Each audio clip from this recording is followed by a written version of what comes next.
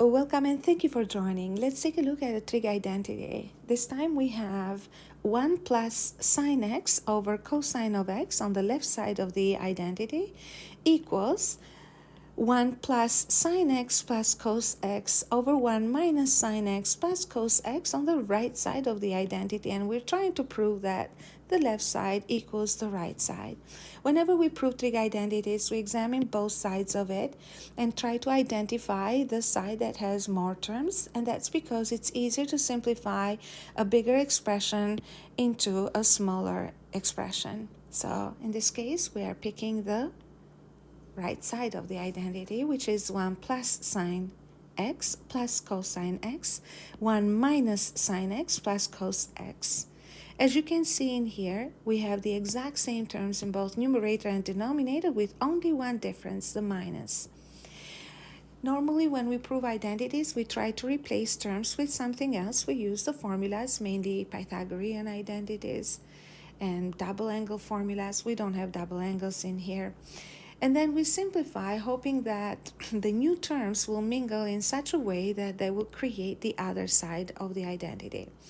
So when I look at this particular right side, I see that I have the sine and the cosine of x, which are kind of hard to replace. The reason why is because they're very basic trig ratios, so there are no formulas or simple formulas that you can replace them with. And the formula that we have used most of the time has been the Pythagorean identity that states that cosine squared and sine squared together will give 1. So we are thinking that maybe if we brought in the sine squared and cosine squared, then it would be easier for us to somehow eliminate or simplify the expression. So, and this is actually what we are going to do, and we're going to do this by using a method that we call conjugation.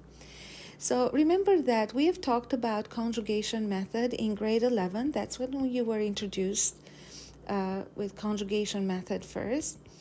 When we simplified the radical expressions, and we said that if we had a rational expression of the form 1 over, let's say, root 3 minus root of 2, to simplify this expression, which means to rationalize the denominator or to make the denominator into a number with no radicals, we multiply by its conjugate. Now, conjugation method has its roots on the formula a minus b, a plus b. When you multiply a minus b with a plus b, we obtain a squared minus b squared, which is known as the difference of squares formula for the obvious reason that it gives the difference of two square terms. So in order to eliminate the radicals, we need to have them in squared form, and the way we did it back in grade 11 was by multiplying by root 3 plus root of 2. So we use the exact same terms, and if we had a minus, then the conjugate would have a plus. And if you had a plus in here, the conjugate would have had a minus. So, and we do this to both numerator and denominator to maintain the value of the expression. So we're going to use a similar strategy now in our trig identity. And before we actually multiply or decide on the conjugate, we will transform a little bit the right side. So we are choosing to conjugate the denominator, and the reason why we are choosing the denominator is because by conjugating we get fewer terms, and our denominator is the one with fewer terms in here. So we want to make the denominator as small as possible, and that's why we're choosing to conjugate the denominator. So when conjugating, the numerator stays the same, so I will write that down. So 1 plus sine x plus cosine of x. Now, for the denominator in this case, I will do a little bit of work to prepare it for conjugation. So I would leave the number 1 where it was, and then I will factor out the negative 1 from the two terms in here, because I want to consider this as 1 minus, and this would be my other term.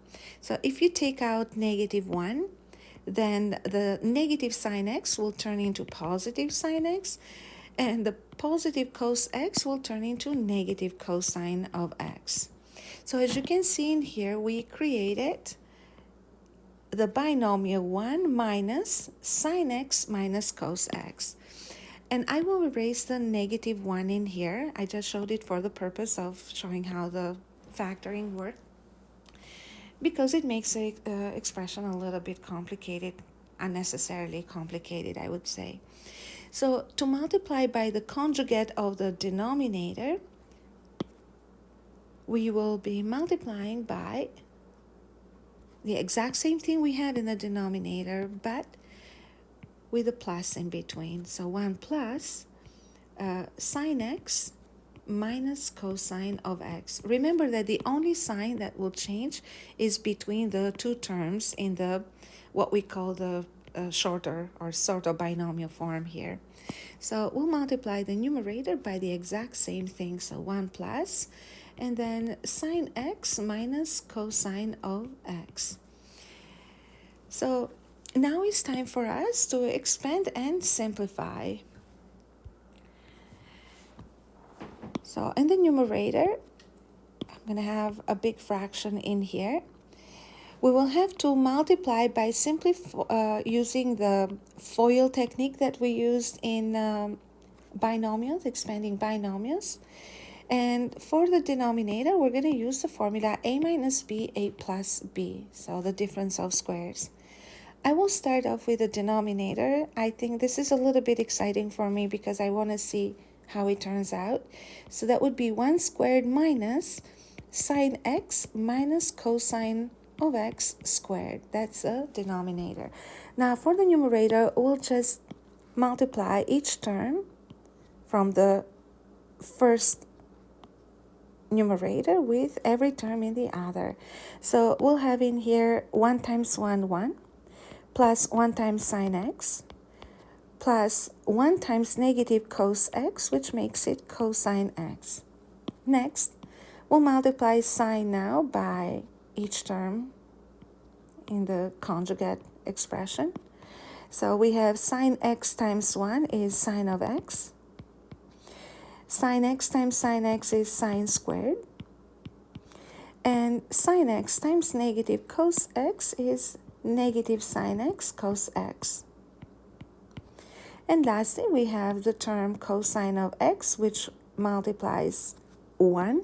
So plus cosine x. And then cos times sine, that's plus sine x cosine x. And lastly, we have cosine times negative cosine is minus cosine squared x. Okay, so let's continue, simplify. We have a lot of work to do here, which can be exciting and intimidating a little bit. So we're going to continue, or I'm going to start off with the numerator. It seems that there are terms that I can simplify here. So we can simplify, as you can see here. Number 1 will stay as is. So I'm going to write it down. Then when I look at sine x here, I'm going to travel throughout the expression, along the expression, and check and see if I have any other like terms. So I have sine x plus sine x. Oh, that will make 2 of them. So I'll write plus 2 sine x. Now, next I have negative cos x. Let's see if we have any like terms.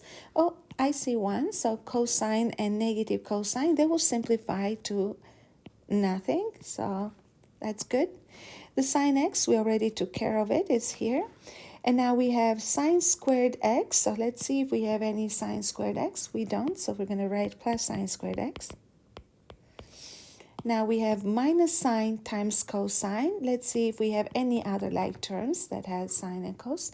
We have right here. So that means that these two, since they have opposite signs, will simplify.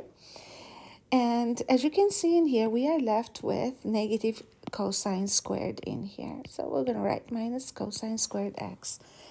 So for the denominator, it's time now to simplify. So we have 1 squared. That would be equal to simply 1, and then minus.